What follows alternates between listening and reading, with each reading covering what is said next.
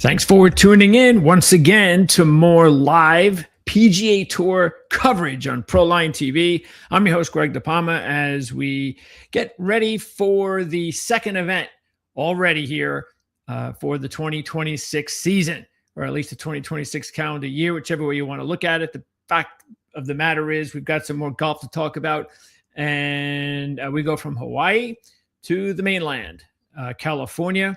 And even though you would normally think that the events would slowly start to get tougher, that's not the case. This really is one of the easiest, if not the easiest, golf course setup on tour. You have two of the easiest golf courses in the three golf course rotation that they have here in this event. So this is an event years ago, Bob Hope Classic, Pro-Am. It was just one of those events, sort of very similar to Pebble Beach, the Pebble Beach Pro-Am. And really, even though we've gotten away from the Pro-Am, there's still now a 54-hole cut here in the Amex, the American Express Championship, which obviously is what we're talking about this week. And there be three different golf courses in the rotation. So we're going to get to that. We're going to do what we did last week and every week. And that is we're going to start off by letting you know exactly how we're going to handle these reports each week to kind of get you ready for one and done or any other fantasy golf tournament that you're in on a weekly basis, or if you just want to place some wagers on professional golf each week. So let's get started. As you can see here, let's get started with, we want to start off here with, actually, let's just quickly go over the tools that we're going to be using first. Okay. So, we're going to be using these specific tools in order to come up with the information that we're going to provide you here, for the picks that we like this week and every week. You got stats, you got trends, historical trends, definitely more than anything, the past performances, that is, for, the event, of course, that we're at each week. And then you've got the similar golf courses. That's also important. And the world rankings and the results that have taken place recently. You always have to take a look at players who are trending in the right direction or in the opposite direction. It's not an exact science, but this is basically the different ways that we like to do our research. And these are the tools that we like to use. This is the formula that we're going to use, that we're going to go into regarding predictions. We've got our top picks formula that is going to include several sites that really, if you look at it, if you look back here at what we just started off with, where are we? The tools. Yeah. Stats and trends. I'll tell you right now, most of the trends, that's a lot of research that I've done over the years to put together the type of information that you'll see when we pop up the trends in just a little bit for this week's event, as well as on tour all season long. And then the stats, that pretty much comes sort of like a collection of the sites that we use. We use Fantasy National, we use Golf Stats, the World Golf Ranking site, so Data Golf. So there are several sites we use every week, and that's what encompasses that. The past performances comes from golfstats.com. Excellent site. You want to check that out. It's actually not even that expensive. It's about like the plan I use is like $20 a month. You can cancel at any time. But hey, you know what? If you're into golf all year long, it's something that is my favorite handicapping tool. I know Fantasy National, boy, they get into it with all the stats and information that you can put into putting together your own formula to set up, which we're going to get into in just a little bit. But they do a real good job, no question about it. But it can be confusing, and it's also sometimes one of those things where you tend to maybe think too much, and that's what you can do. You can get into these events, and there's a lot to get into, and it's a lot of stuff, and it takes me from I'll start on Sunday night. As soon as the odds pop up late on Sunday, that's when I get started, because I got to get started as soon as possible, because it's Tuesday night, and this has been the number one video that I've been working on since Sunday night.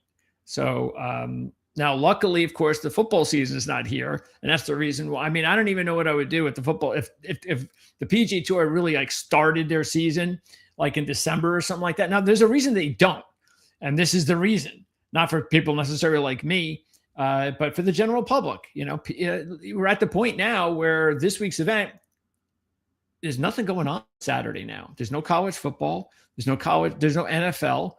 Obviously, Friday, Thursday, none of that. Of course, we do have all-star games coming up, but it's a completely different animal. And then after this week, next week, nothing. And you've got the Farmers Insurance, which is a really good event. So I don't think it's any accident that next week is the best event so far this season. And then when we have the Super Bowl, that's a really nice, fun event, the Phoenix event. That's when you have that signature hole where everybody gets wasted, and it's a lot of fun. And as soon as that event is over, boom, Super Bowl starts. So that's kind of timely. And then, of course, right after that, the PGA Tour takes over, or at least they would like to take over on the weekends. And, of course, don't forget Daytona 500 also sneaks up the second week of February, too. Right after the Super Bowl, boom, right after that, you got the Daytona 500. And we're going to be here, NASCAR, every step of the way, golf, all the way through to the Tour Championship. Horse racing returns. That's going to return actually this week, this Thursday. So we have our Thursday coverage, which is our usual day. I don't know what time we have set yet, but it'll be in the afternoon this Thursday. I know that for sure. So we have a big card on tap on our show on Thursday for Saturday's card at Gulfstream. So again, I know that a lot of other people in sports believe that things kind of die down at this time. It doesn't for us. And even in football, into it as far as the NFL draft and free agency. We've already started it. We've already put together 4 offseason preview interviews. Check it out, the library here at Proline TV, our partners over at RLads. And we are going to continue with, we have 4 more this week. We had Atlanta on Monday. Thank goodness I didn't have anything set up today. But we have Detroit, Arizona, the New York Giants, and the Minnesota Vikings later this week. So it never stops, but this is the fun of it. And I hope I can do my really best all season long to provide as much information for you guys that can help you wager, play fantasy, whatever the case may be. So let's get into it. This week's event is going to be, again, the Amex. As you can see here, these are the golf courses that I was talking about. So you have the 2 rounds are going to be at the stadium course. Now, this is definitely the hardest. This is a regular setup. Okay, this is not an easy setup. You're going to be able to go low though when you're here at both La Quinta and Nicholas. And you can see here, La Quinta was the 4th easiest course all of last year. Nicholas was the 3rd easiest all of last year. So when you are looking, this is very important this week when you're handicapping, especially with live wagering. You want to take a look at the tee times, of course, as always. But when you're taking a look at the days and the setups, remember, 54-hole cut, as I said. So that means that they're going to get an opportunity to play on all 3 of these golf courses. And then the final day will be on the stadium course, the hardest course. But check it out, because you might see that, hey, my player happens to be playing on such and such course today.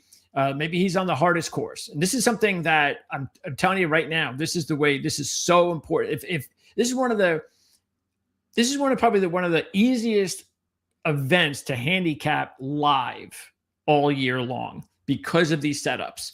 So what you want to do is you want to see, you want to target the players that are playing at the stadium course on Thursday.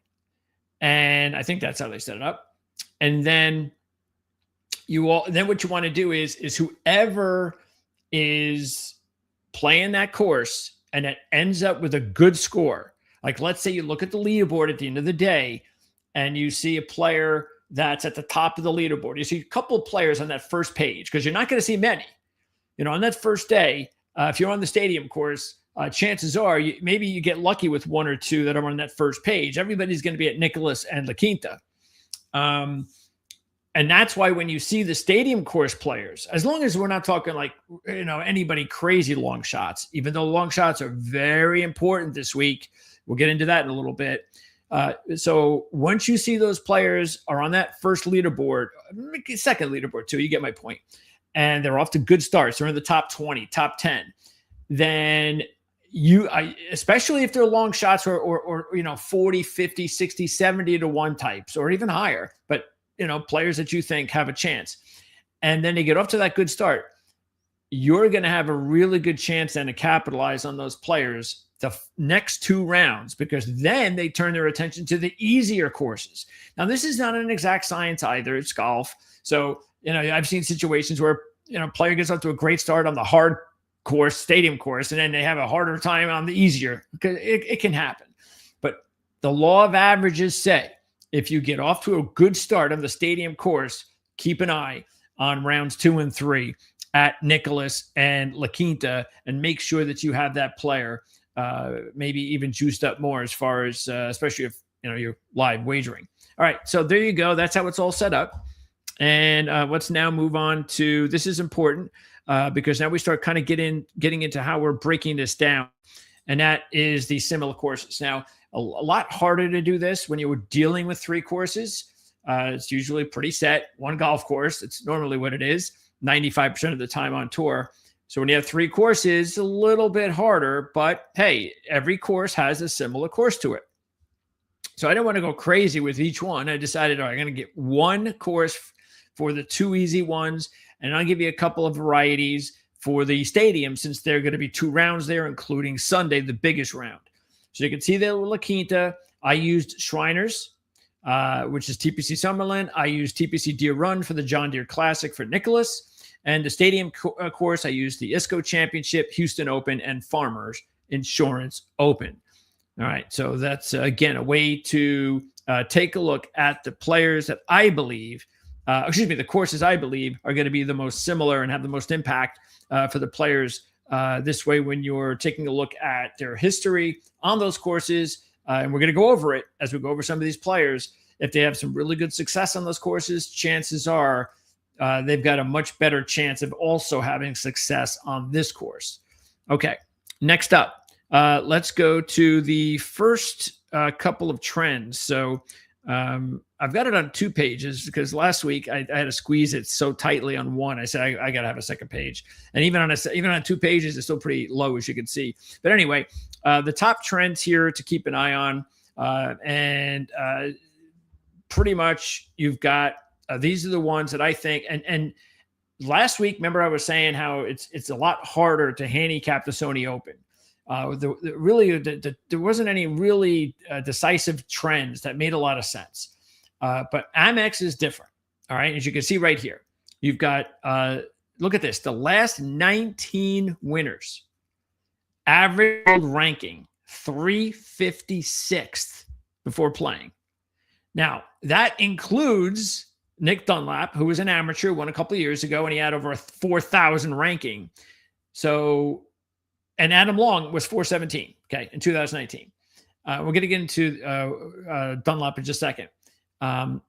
Keeping in mind, the only winner during that stretch, okay, that had a top 30 ranking was John Rahm, and he won it twice here, 2018, 2023. I mean, wow, who would know what this average would be if it wasn't for John Rahm over the last 19 winners? Straka was 36 last year. All right, so if you take Dunlap out, because that's just a crazy outlier, 18 of the last 19 winners had an average world ranking of 146th. So that's back to normal, because really 356 is nuts.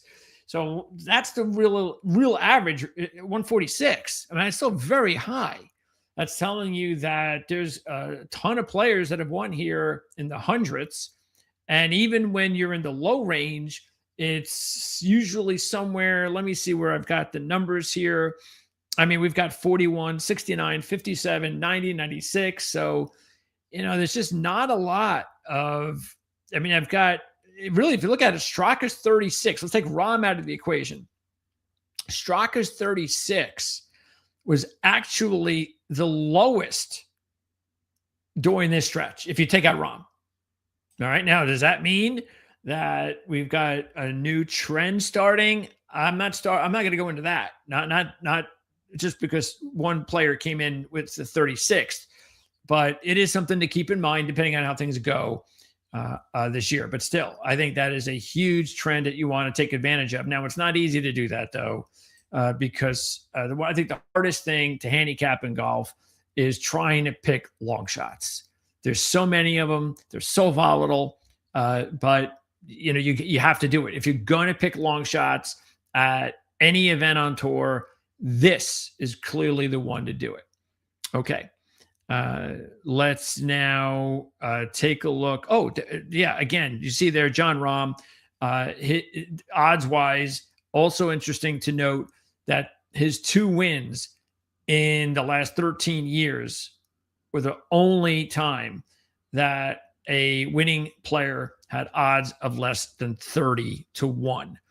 Okay. So, and we'll get into some of the quality players that are going to be here with odds under 30-1 that you're going to be tempted to take. It's up to you if you want to go down that route. All right. And then we've got the second part. Look at this one. Now, this one may be different this year because there is no Sentry. I'm still going to use this though, but I'm not going to use it as much as I would, but you have to use it.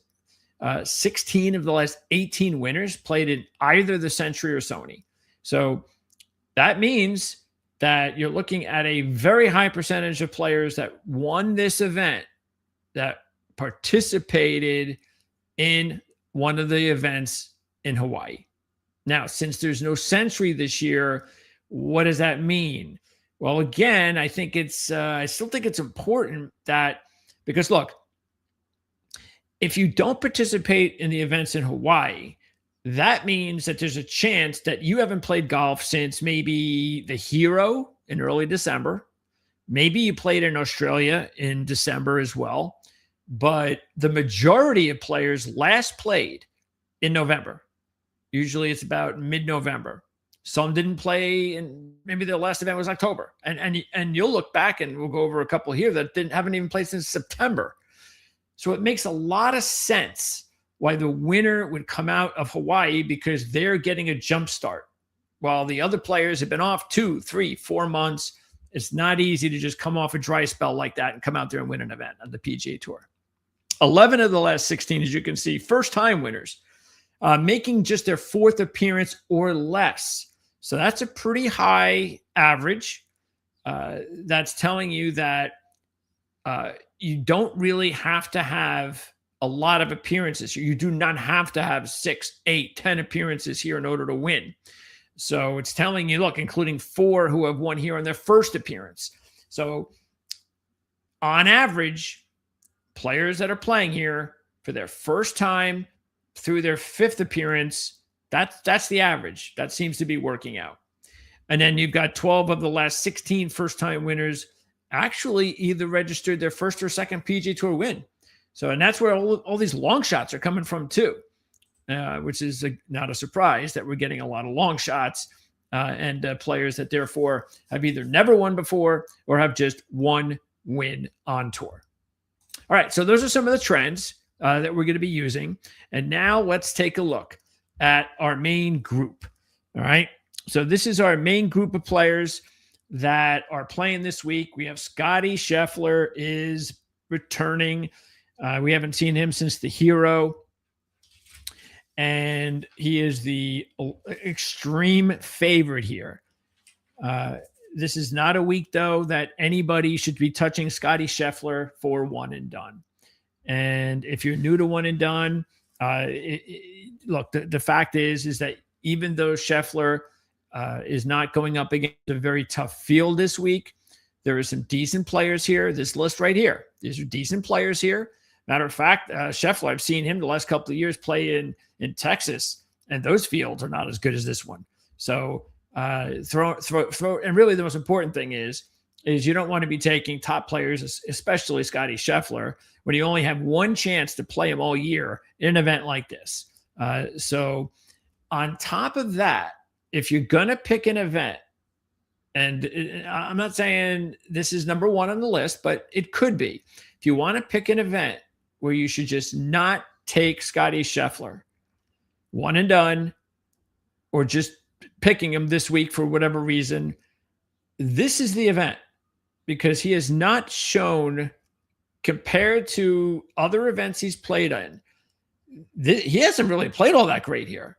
Now, he hasn't been awful here, because how can he be? He's the best player in the world playing on an easy setup. But if you look at it, he's played here 5 times, and he does have 4 top 25s, but he has 1 top 5. That's it. And it was in his first appearance. So he hasn't had a top 5 in his last 4 appearances here. And he didn't play last year. So, and then you're talking about a 3-1. All right. So you're looking at all the history that says long shots. No way you should be taking Scheffler one and done. And he hasn't necessarily even played here good enough for you to even want or think that this would be the week to take Scotty Scheffler one and done. So this is definitely, because there are times that I think, yeah, when Scotty Scheffler's on his game, even if you're only getting 3-1 odds or close to 2-1 odds, maybe it's a good week to take him. I'm not gonna argue with that. It's like the days of Tiger Woods sometimes, and even Tiger back then was an easier choice because he did not have the competition that Scotty has. That's another story that we've talked about many times before. But yeah, bottom line, we all know he's the best player in the world. We all know every time he plays, he can win and he can dominate, and that is not going to surprise anybody if it happens. But strategy-wise, value-wise, this is not the week to take Scotty Scheffler. And there you see the other players in the list as far as the main players you want to keep an eye on. Out of this group, I'm looking at 2 players that stick out to me, and that would be Ben Griffin and Robert McIntyre. So Griffin, I like the fact that Ben Griffin has played better each time he's played here. So he has a nice trend line coming in here, including back-to-back top 10s and a career 60 under par in 3. That's an average of 20 under par. Now, the average winning score is usually over 20. It is. I mean, so we've even had some 30s. Let me see if I have the exact. I think I have it in here. Let's see. Keep this in mind. This is the 11th straight year that we've had this 3-course rotation. So if you want to look back at your own notes or take a look at past performances, just go back to 2016. That's it. Just go back 10 years, the last 10 years, 2016. And those were the years that they had this 3-course rotation. Let's see. I know I have it in here somewhere. Yes, the last 18 winning scores have been at 20 under par or better, including 2 in the 30s. Matter of fact, 2024 was close. That was Dunlap, the amateur, 29 under par. All right, so there's that. And look, even though there aren't, you don't have to deal with all the pro-am nonsense anymore. You do have 3 golf courses. And that does mean that it does, there's certain types of players that can adjust to that and some others that just can't. Okay. Now with Griffin, he is going to be my one and done. Remember last week I was talking about, I was kind of divided. What was I going to do with my top 2 picks? And then I decided after that, I said, you know what? Let me just get a second entry. And that's what I did. So I said, because I'm going to be having this dilemma all year probably. And I said, let me just get that second entry in. And I did. And what I'm going to do is I'm going to have one where I'm going to really just like on weeks like this, I'll have these situations where I'm going to say, you know what? I'm going to go with Ben Griffin. I know that we just talked about, this is a long shot kind of week, but hey, Jon Rahm won a couple times, so it can happen. So I'm looking at Ben Griffin. If I'm going one and done on one of my 2, Ben Griffin's one of them. The other will be more of a long shot type. But I like the fact that I just went over a couple of reasons why I like Ben. And he's got the 19th place finish last week. So he did play at Sony. That's very important. Out of my 5 weekly picks, which we'll get into at the close, 4 of them, I believe, played at Sony. So he was 19th last week. He won his event a couple of events back, and he also had a second 4 starts ago. So Ben Griffin, starting off this year, playing pretty well again, 19th last week. Then you've got Burns here, and Sam. I don't know. Look, there's good things to like about Sam. He's got 17 straight cuts, which is very, very good. 11 of those are top 20s. 5 of those are top 10s. 3 top 5s in a row.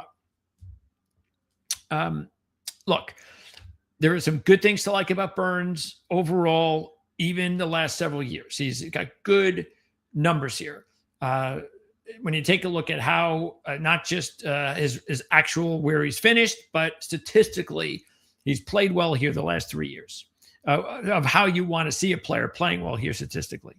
So there's a lot to like, but you're talking about a player with these odds, and I wouldn't take Burns myself for a one and done option. I'd rather go with Griffin because I still think Burns, if I'm going for a major this year or a big event this year, and I want to, and I got to decide whether or not, because remember, there's only a certain number you can use. You can't use them all. And Burns and Griffin are a couple of those players that may or may not qualify in that range, whether or not they'll make the signature event or the major. And if I had to decide, I just made it. That's again. Look, I'm not done. It's not end of the. I'm still going to look a little bit, decide whether or not I'm going to go with Griffin in one of mine. But if bottom line is, if I was taking one player from this group, it would be Griffin for one and done. Burns, I'm saving for a big event because I think he's going to win a big event this year. But hey, I think Burns is a nice option. I think there's some good things to like. 4 top 20s in 6 events here. Again, he's got the cut streak going. The stats look good here. And the model doesn't look good. So again, I put a model together at Fantasy National, and some of the stats that I use for the model, I think par 3s are going to be very important. So if you look back at the history of this event, par 3s are important. The reason they're important is because, look, this is not a difficult golf course when you hit the ball off the tee, you don't have to worry about heavy rough. And there's water on, let me see how many exact holes. I think there's water here. Do I have it here? Let's see. I thought I had it here. Okay. Anyway, there is water on, I think there's 7, 8.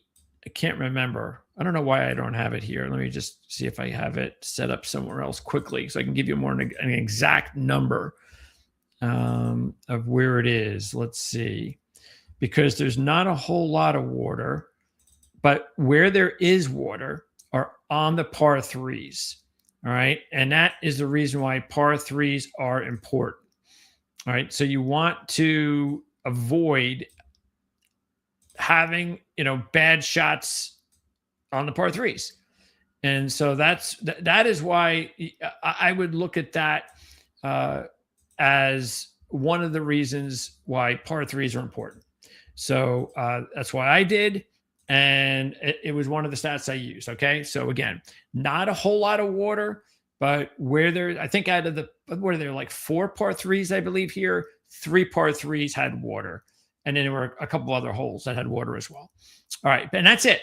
No heavy rough. If you don't hit the ball down straight on the fairway, not a big deal. So not the kind of week to worry about that.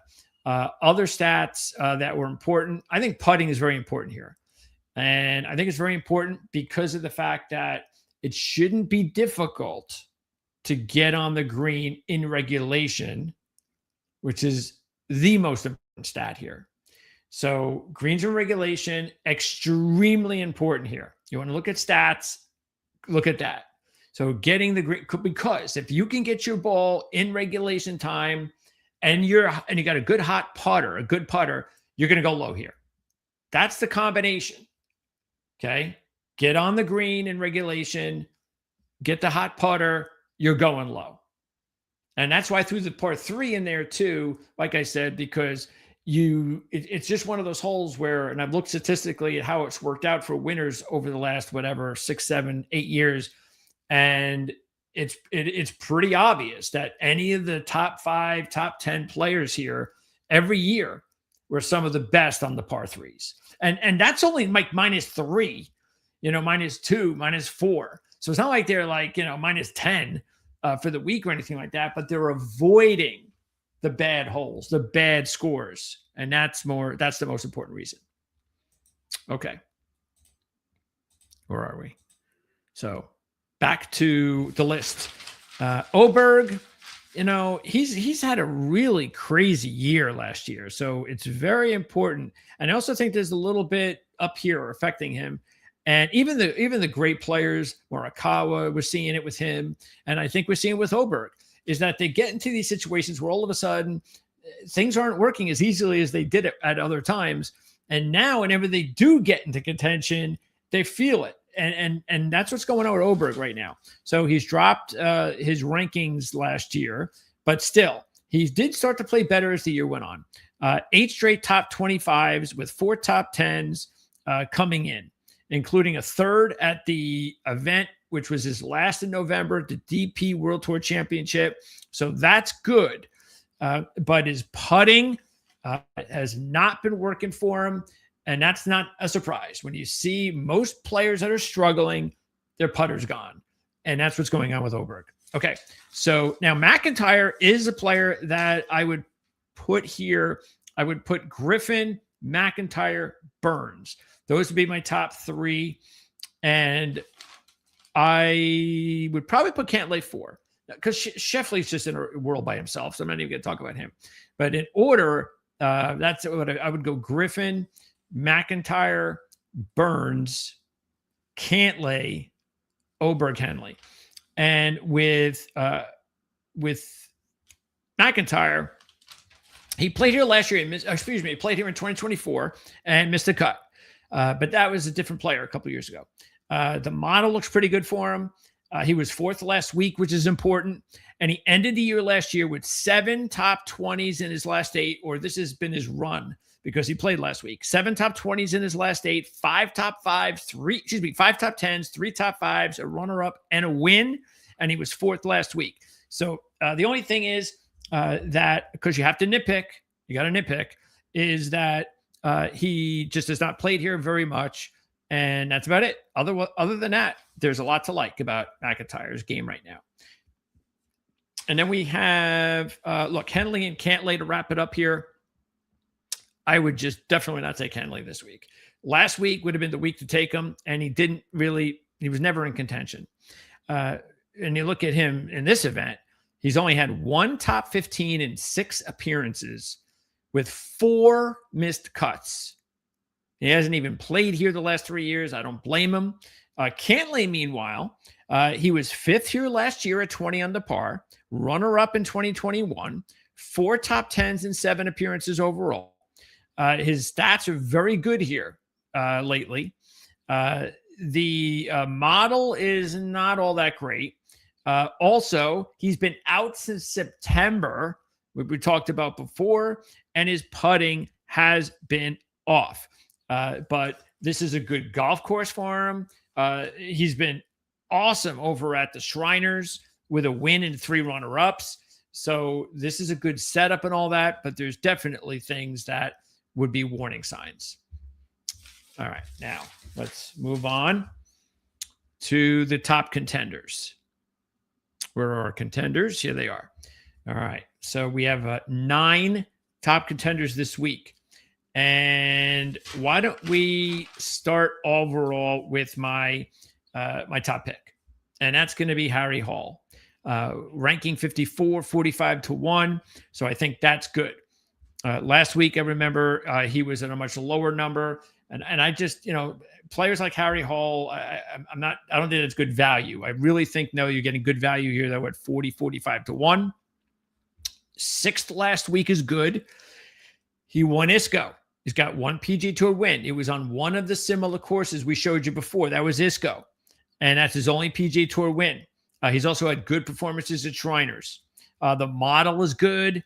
The putting is excellent. He's been really putting strongly lately. And in 4 appearances here, he's had 2 appearances where he's finished 15 under par in both. So I think this is a really good week to look at Harry Hall. Let's now go to Matthew Fitzpatrick next. Now, the one thing I like about I have R Fitzpatrick in there, so you have to forgive me because I'm doing a video, a jet video that we're going to be putting on in the next couple of weeks, and I've got Ryan Fitzpatrick in my mind, which is not a good thing. So anyway, Matthew Fitzpatrick at 40-1, and that is the main reason that I would consider taking Fitzpatrick this week. You're getting really good value. What I don't like is, again, nitpicking. He hasn't played here before. He hasn't played here since November, the DP Tour World Tour Championship, which he won. So that's definitely good. You're looking at a player that struggled early on last year, really for the last couple of years. But he started to pick things up last year. Matter of fact, he really picked it up. Looked like he could have won the Open Championship. Couldn't get it done when Scotty Scheffler is on his game. So he went from 85th in the world. That's how far he dropped, to 22nd in 15 events. That's with 9 top 10s worldwide, 5 top 5s, and a win. His putting is getting better. He still has work to do, but it's getting better. And again, the model is fine. So I think there's good things to like about Fitzpatrick as long as you're getting a good number like 40-1. Next. But I know he's not on this list, but I'm going to throw in Straka since he's defending champ. Straka came into last year's event with making 2 out of 4 cuts and a 4th place finish at 20 under par in his second appearance here. Taking a look at him this year, you know how hard it is to win back-to-back, so he's got to deal with that. He did have a good result at Hero in December, finishing 3rd, and won the John Deere Classic, which should have then been a big surprise that he went on to win the Amex last year. Back to this list, though, and Alex Noren is on it. And boy, did Alex Noren, if you kind of just decided I'm just done with golf after the Tour Championship, it's on the football, and you just didn't follow golf at all. Well, Alex Noren, sure, he is I would say he was the hottest player in the fall. He was amazing over in Europe in the fall. So he ended, matter of fact, if you look at his last 7 events worldwide, 5 in Europe, 2 wins and a runner-up. That's how, and Noren hadn't won in years. And as soon as he won that first, the doors opened up. So it shows you what a little bit of confidence will do. As far as this event, he's had a couple of decent appearances here. And the putting is getting okay. It's fine. It's there's a lot of room for improvement. The model's fine. He was runner-up at Hero in his last event played in December. So look, there are some good things to like. The thing that Noren, the next step though for Noren, even though he's made his way all the way up to 13th in the world, that's why you're probably looking and going, how the heck did Noren get to 13th in the world? What happened? Well, that's what happened. But the next step is to win a PGA Tour event. That's what's missing. We'll see if he can get it done early enough in the year that he can make this a really big season for himself. We'll see if he can do it. So yeah, overall, I think Noren is a solid play, no doubt. He is on his game. Okay. Let's also talk about Rasmus Højgaard, who's getting 50-1 here. He is really good with the model. That's something to keep an eye on. He's also been really good coming into 2026. He ended last year 7 top 25s in his last 8, 4 top 10s, 3 top 5s, and 2 runner-ups. So he's playing excellent golf. The last time he played, he finished 7th at the World Tour Championship event. And again, the model's really good. He's making his first appearance, though. But look, we've talked a lot about Nikolai. We're going to be talking a lot about Rasmus. It would not be a surprise to anybody if they both won their first PGA Tour events this season. So, yeah, Rasmus, another good player to keep an eye on. But like some of the other ones, remember, if I don't say that they were played at the Sony, that is another little minor knock on why I particularly decided to pass on them. But these are really good players, and that's why they're on this list. Again, these are top contenders. These are not just the way that it goes by the odds. So there are players that I just like. I'll just give you a quick. Let's see, who did I leave out? I didn't talk about English, Pendrith. I'm not going to talk about Kitayama, Thorbjornsen. So you get the drift. Not every player is on this list. These are the best of the contenders that I feel you should be keeping an eye on. Moving on, Siwoo Kim just continues to play really good golf. And that is another player that I would be considering this week. Let's say I decide, you know what, maybe I want to hold on to Ben Griffin, and I'm thinking about holding him on for a signature event or a major. Siwoo is a player that I would consider for one of my entries this week and one and done. He's not the type of player that I really think about wanting to take in one and done because he can, you just feel like you just never know what you're going to get with Siwoo, but he's on a really good run. He's got, last week, he did play 11th, and that continued a run of 8 straight top 25s. And I mentioned this last week with one and done. It's not all about winning. You're not going to win most of the time. Just try to find players that you like, that you feel can give you a good showing. Top 10 would be great. Top 25, top 35 at the absolute worst. Just don't miss the cut. You don't want to do that, at the very least. So that's why a player like Siwoo might be a good option. He's hot during that stretch. He's got 3 top 5s, and he's won here before. If you look at it, he's played 8 times, 5 top 25s. The win was in 2021, and he has been really good as far as the statistics at this event over the last few years with the model. The putting, though, has been his biggest issue. It's the reason why he doesn't have, like through this streak I'm talking about, he just doesn't have more wins. He hasn't won in a few years, and he's just played really good. The thing that just continues to let him down is the putter. That's the reason why I just don't feel like I could. That's why I just don't know if I could take Siwoo this week in a one and done. But look, it only takes 1 week, and if your putter is going to get hot, this is not a bad week for your putter to get hot because it's not exactly the toughest greens. Next on this list, who else do we have? Okay, we have Minwoo. Minwoo, I have a soft spot in my heart for Minwoo. Took him when he won his first event at the Houston Open, and it is a course that is similar. So that is something to keep in mind. The model is headed in the right direction with him. The putter has been above average lately on Bermuda greens. He played here a couple years ago, 20 under par, finished 21st, so that's good. And he ended last year with 5 top 15s in his last 6, 2 top 5s. And he also ended the year in Australia in December with a 14th place finish. So he hasn't had a whole lot of time off, which is good. I think the biggest negative is the fact that he did not play last week with that trend. But I think Min was a good play this week. I really do.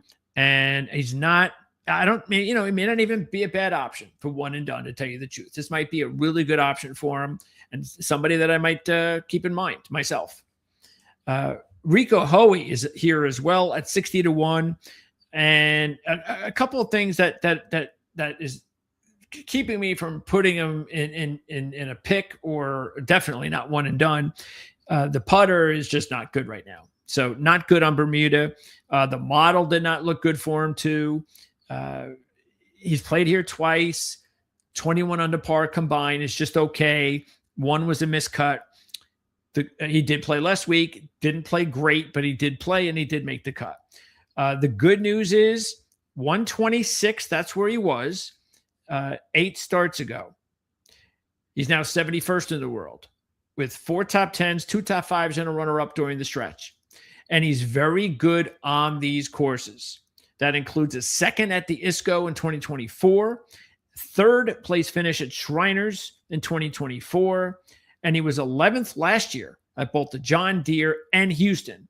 And I said this last week, that the similar course thing, I think one of the things, there's 2 things I'm looking for: wins and variety. That if we have 4 or 5 courses, I just don't want to see he's dominating one of them.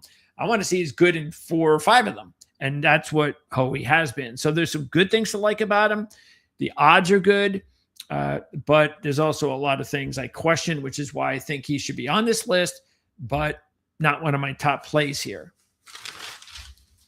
Let's now move on. We've got a few more here. Jason Day is not one of them. Ricky Fowler isn't either. But I just want to mention those guys because I think both of them, I think they both, I think one of the two will get a win this year.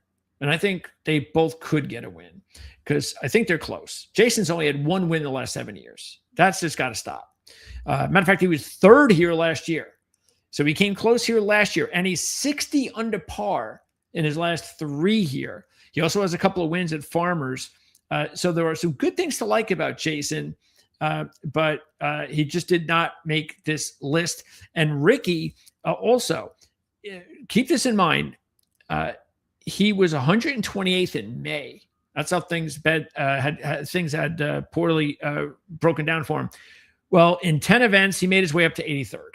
So he was headed in the right direction. He ended the year with back-to-back top 10s. So that's a good sign. Problem is he hasn't played since August. That's way too long of a slumber.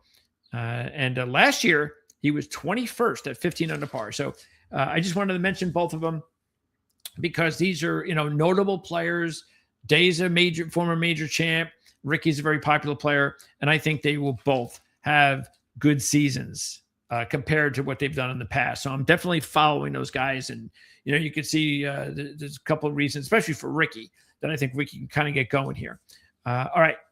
Next up on this list, did we get through them all? I think we did. There's 2 more to go. Gerard and Poston. Now, Poston, he really, I came close to taking Poston with my picks. I just didn't do it, but close. 5 top 25s out of 9. Couple top 10s at this golf course, but more importantly, in his last 3 years here, he's finished 12th, 11th, and 6th for a combined 63 under par. So he's playing his best golf at this golf course. He's also won at Shriners and John Deere. So he's got 2 wins on the similar courses. The putting has been good. The model has been bad. But overall, there's a lot more to like. And he ended the year with 5 straight top 30s, including a 7th in his last event in November at the RSM. Plus, you're getting a nice 65-1 here. And I think Poston is a quality contender this week. And also might even be classified as a long shot. And then finally, I want to mention, because Gerard is, I don't think most people realize that Ryan Gerard is the 30th ranked player in the world. But he's coming in with back-to-back runner-ups. He was runner-up on the Sunshine Tour event in December. Then he picks it up last week and finishes 2nd in the Sony. So now you can maybe see why he's 30th in the world. The model has really worked well for Gerard lately. Matter of fact, number 1 in the last 4 rounds with this model, number 1. What's the big holdup? Well, last year he was 51st, which is nothing great, 11 under par in his first showing. But the biggest holdup is his putter. On Bermuda, not very good. So, look, there's a lot to like about Gerard. I think 65-1 is not bad, considering he's the 30th ranked player in the world. But there are a couple of warning signs. Okay, that's our contenders. Now, let's get over to the long shots. And we have, what do we have this week? 13. Last week, I think we had 12, I think. So we have 1 more this week. Okay, so long shots. Let me get a aqua break.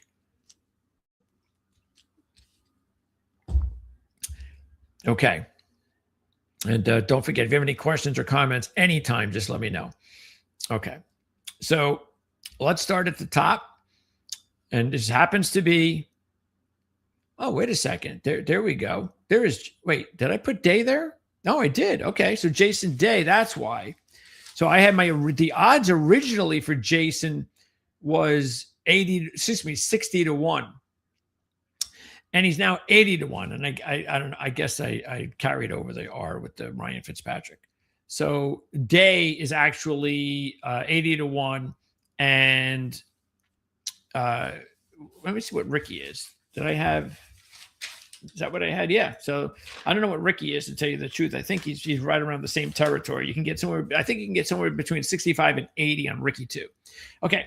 So the top 2 players, though, matter of fact, if you look here, 2, 3 of the top 5 players here are part of my picks, starting with Pierce Hassan Coody.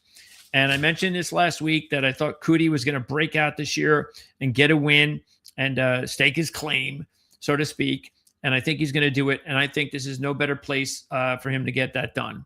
You're getting him at 70 to 1, 90 in the rankings. I think that's a good setup here. He did miss the cut here last year, 2 years ago. So I'm not worried about that at all. He's a young kid. 2 years ago doesn't matter.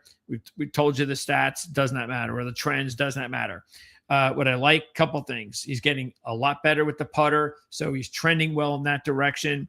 The model is good, solid, and he was second at the ISCO in 2024, which happened to be, of course, finishing second, his best finish in his career on a PGA Tour event. So that's a good sign. And this is a player that started the 2025 season 200th in the world. He's made his way up to 90th. I think he's going to keep going. He'll enter the top 50 with a win, and it could come this week. Another player I'm going with is Max Greiserman at 80 to 1. Greiserman is, I think, a really solid play. If you look at him, he's another one of these under the radar players that is 33rd ranked in the world. Most people don't realize that. I like the fact that he's played here twice, and he has improved both. Went from 56th to 7th last year. So that is a combined 33 under par. He's 19 under par last year. One of the other things I like about Greiserman, his putting is elite right now on Bermuda. So that's, you can't be asking for a better putter coming into this event this week than Max Greiserman. The model, it's okay. Not bad. It's nothing great, but it's okay. And check this out. Greiserman, 7 runner-ups since the last 3 years. 7 runner-ups. 5 of those are on the PGA Tour. Okay. And in his last 2 events last year, he did not play last week. He's the only player in my top 5 picks that did not play at the Sony. Last year, his last event was in November. He finished in the 60s. Nothing great. What happened the week before, or the event before? Another runner-up. So, man, this kid's close. And you talk about needing to get over the hump. And I wonder what does happen when Greiserman gets a win, because that's a block at some point. And once he gets over it, we'll see how good he can be. But I think this is a good week to take Greiserman. Everything's set up nicely, long shot, and what I mentioned to you. So I think this is a good week, and maybe he'll be able to break through. Interesting enough, even though we did not make my final picks, Patrick Rodgers, I'm definitely putting money on Rodgers this week. Patrick Rodgers fits the same deal with Greiserman, a player that just is finally trying to break through. Now, what's different is Rodgers has been doing it for a lot longer time. Greiserman has just been doing it the last few years. Rodgers has been doing it for about 10 years now.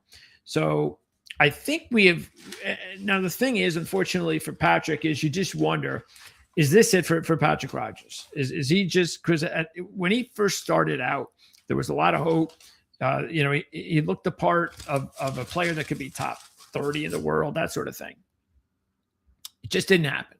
And all of a sudden, he was a player that you probably saw more about in the fall, that type of player. And look, if you look at the history here, that's the reason he did not make my final cut, is he just does not have a good history here. Just 1 top 40 in 5 appearances, 70th last year. So nothing good there. And really the model is not all that great. The putting is below average.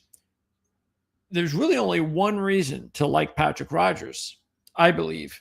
And that is maybe a second reason. One main reason is he's hot. And that's why I'm saying, that's why I kind of feel good to bet on both Greisterman and Rodgers this week, because they are both so overdue for a win that doubling up on them this week is, I'm doubling up my averages. Rodgers, third last week at Sony. And that means in his last 4 events, dating back to late last year, he's finished 6th, missed a cut, finished 7th and 3rd. So he has 3 top 10s in his last 4, 3rd last week, played at the Sony. He was also 2nd at the John Deere at one time, 4th at the Farmers Insurance with 2 other top 10s there. So the course, that's why it's a little surprising he hasn't played better here. But I kind of feel that now that he's hot like this, that he's had success on these types of courses, that maybe this is the good week that he can get it all done. Okay. Now we're going to go to my final pick, and it's Nick Taylor. Now, Nick's odds have dropped a little bit from 90 to 1. I think I saw him at 80 to 1 in one of the books. But I don't understand why this is complete value to me. That's the reason I'm taking Taylor here. All value. I really think he should be a 50 to 1 pick this week. So I feel like I'm getting close to double the money on Taylor this week. Now, does he have a great history here? No. He only has 2 top 20s in 10 appearances. But Nick Taylor has grown to be a much better player in the last few years. He is a completely different player since the win in Canada a couple of years ago. And we're seeing it. I mean, he's winning events. He's competing to win events. Now, he hasn't yet been consistent enough, which is the reason he's still sitting there at 51st in the world. But I do think he's got the game to be more consistent, and we'll see whether or not he can put all that together. The couple other things I like, he was 12th here last year. All right, so he's got a really solid finish here last year at 17 under par. And that was the week after he won the Sony. And he's good on the West Coast. So he has 3 of his wins on the West Coast swing. So that's important to note. The model is very good for him. And he's also improving on his putter lately on Bermuda. And he's a clutch putter. I mean, Nick Taylor, I'll just tell you right now, there's not many golfers that I would want in a clutch situation to hit a putt than Nick Taylor. And first of all, Nick's got to get in that spot. That's the hard part. But when Nick is in that spot, he can be really, I mean, he's one of those players that is not going to freeze needing a big putt. Anyways, he's also trending in the right direction with that 13th last week at the Sony. And so, yeah, I just think there's value all day long here with Nick Taylor. The rest of the players on this list that I think we should go over, if you take a look at Alex Smalley, if you're looking for one of those or a couple of triple-digit ranked players, which win a lot here, Smalley and Homa, Hodges and Lauer will be my 4. So we'll start with Smalley, and he's been really good here. He's played here 4 times, all top 25s, and he was 11th last year. He's got a combined 69 under par here in his career in 4 appearances. The putter has been the biggest problem for Alex Smalley. It's why he can't close events, but he's been coming closer the last year or so. The model is also not very good. So there's some things, the putter, the model, that are not good. But I like the horses for the courses deal you got going on here with Smalley at this event. And he's had some decent finishes at the other courses, the John Deere and the Houston Open. Let's stay on the theme of these 100 to 1 shots and go to Max Homa. Speaking of golfers that love to compete on the West Coast, well, when Max was at his best just a couple years ago, there was no better player that you'd want to take on a one and done scenario than Max Homa in the West Coast swing. You just had to figure out the right point to take him. Well, Max, his game just completely left the orbit about a year or so ago. And the hope is that he's kind of getting it going again. If you look at it, he ended the year with 3 top 20s in his last 4, a 9th in his last event in October in Utah. So we'll see. We'll see, because he's had some time off. Surprisingly, even though this is a West Coast event, this is one that he hasn't really played well at. And that's the reason why, he's not like one of my top long shot picks. But I'm going to put him in there because he's got the history on the West Coast. And also, the last time he did play here was the best appearance he's ever had. He was 21st, 11 under par, which is nothing to write home about, but it was his best appearance. But because he's had some time off here for whatever reason, the putter has just not been working, which is not a surprise considering his game has been pretty bad. But the model has been heading in the right direction. And at 143rd in the world, at 100 to 1, Max should be taken maybe into consideration at least. Also, for the big numbers, another 100 to 1 shot that I mentioned. Let's throw in, where is he? We got Hodges and Lauer. Actually, that's right, Hodges and Lauer. They're a little bit further on the, there it is. All right, Hodges, 121st in the world. He's played 4 times, made 2 cuts, finished 3rd at 20 under par, and 34th last year. The putter is a little bit below average, not that great, but the model has been very good. Throw in the fact that in his last 2 events, he was 6th last week at the Sony, so he's got that in his back pocket. And last year, he ended the year with a 4th in November at the RSM. So he's got that, and he's got a 3rd place finish here. The model's very good, and is a player that is at a whopping 170 to 1, which qualifies for one of the long shots that tend to win here. And then the last long shot that is over 100 to 1 I wanted to bring up is Justin Lauer. And Lauer, you see him there at 500 to 1. Well, if you look at it, he's played here 4 times, and he's been better all 4. Even when he missed the cut. Actually, he missed the cut. Let's just get that out of the way. So he missed the cut his first appearance. Well, his next 3, he goes 15 under par, 17 under par, 22 under par, from 41st to 3rd. So he was 3rd last year, and you're getting him at 500 to 1. And that's the main thing that sticks out for me. It's not like, his putter's going well. The model's great. Model's actually okay. It's not that bad. But look, you're looking for long shots. The players who win here that are long shots don't have good statistics coming in. And as I said before, it's really hard to pick them. But I think these are a few that you want to be keeping under consideration. Okay. Also in this group, I would be looking once again at John Parry. We mentioned him last week. Well, he went in and played well. Top 20, 19th overall. So if you maybe if you had a top 20 wager, you made off there. He's got 7 top 25s in his last 9, 2 top 5s in that group. His last 4 events are all in the top 20 with 2 top 10s and 1 top 5. The model might actually be the best entire field. So in the last 12 rounds, from 12 to 8 to 4 rounds, that's how I usually like to measure them. And Parry is as good as anyone with the model. And I've told you what the model pretty much was before. Now he's making his first appearance. I don't really care too much about that for a long shot like this. He is sitting there at 160 to 1. And the putter has been okay. Not bad, not great, average. That's fine, especially when the model is elite and he's playing as well as he's been playing. Now I'm going to throw in, let's see. Let's go with the last of the picks. And that is going to be Jacob Bridgman. Where is Jacob? Am I putting all this? I'll figure that out later. Where is Jacob? I think I screwed up my my paper. I'll find him in here in a second. Anyway, Bridgman is the last of my 5 picks, and I'll get the picks in a minute. Here we go.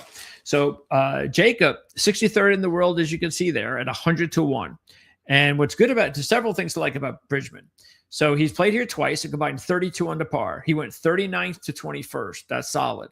He was 4th last week at Sony. Excellent. He has a 5th place finish at John Deere last year. Really good. And the model, excellent. So the model is really good and maybe even better. You combine that with a putter that's been getting really good as well in Bermuda, and you've got a really nice collaboration of a player that maybe the timing is right for Jacob Bridgman to come in here and get his first win. And I think he's got a shot. So there you go, 100-1, Jacob Bridgman.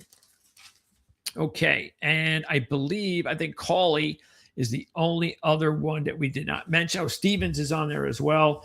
But we're not going to go through everybody.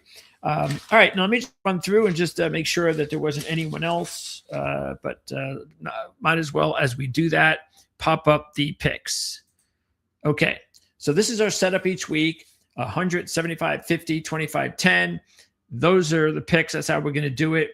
Again, if I'm looking at going with a one-and-done situation, Harry Hall is going to be on one of my one-and-dones. So what I'm going to be looking at on the other one, like I said, do I go with a Griffin? Who are my other opportunities? See, I went over a few others, but McIntyre, I'd rather save for a bigger event. Same thing with Fitzpatrick. Noren is not a bad idea, because I don't really think I need Noren at this point in time to be thinking about a major event. But I might, again, because we don't know. Maybe Noren's about to have his breakout year on the PGA Tour, so I might want to wait on Alex Noren. Siwoo Kim is an option, again, if you can deal with his volatile putter. Let's see if anybody else here stands out that I did not talk about. Adam Scott's playing this week. Justin Rose is playing this week. Justin ended the year last year with 8 straight cuts, 3 top 10s, and a win. He was 6th at the Hero. Justin, who had not been on his game for a while, all of a sudden he's 10th in the world. So good to see Justin there again. Justin's only played this event 3 times since 2016. No top 25s during that stretch.